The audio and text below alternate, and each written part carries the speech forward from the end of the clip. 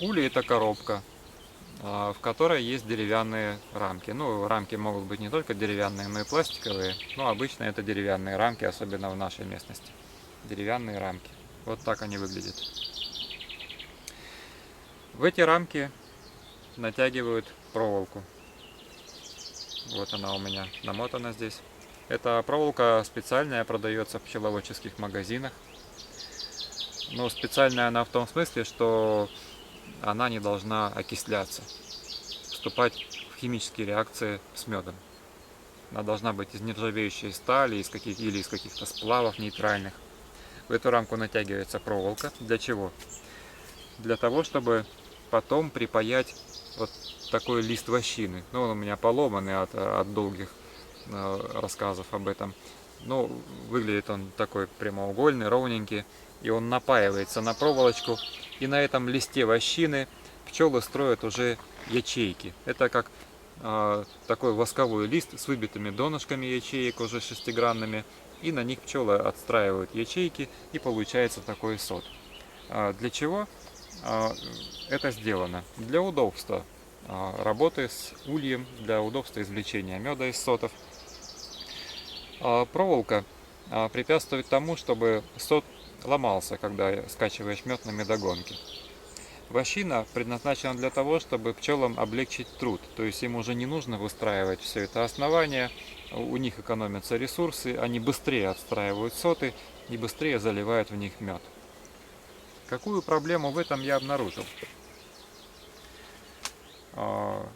Когда я разобрал свой первый улей, который я купил у пчеловода, уже с рамками, с пчелами, ну, такой обычный улей, который эксплуатируют здесь все, я все это там увидел.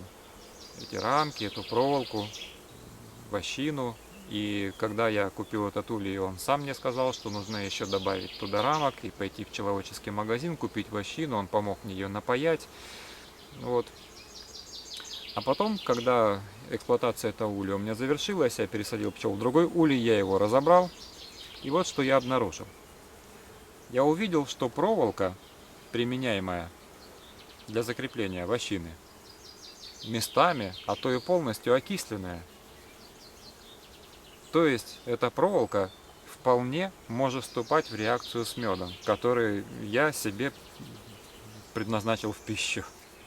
Вот я ее всю потом с рамок смотал. Да, действительно, в некоторых местах она такая, как бы и нормальная, а во многих местах она потемневшая, темная, окисленная. А нужны ли мне окислы металла в меде? Мне нет, точно не нужны. Зачем? Мне нужен чистый мед. Поэтому в своем пчеловодстве я проволоку в рамках не применяю.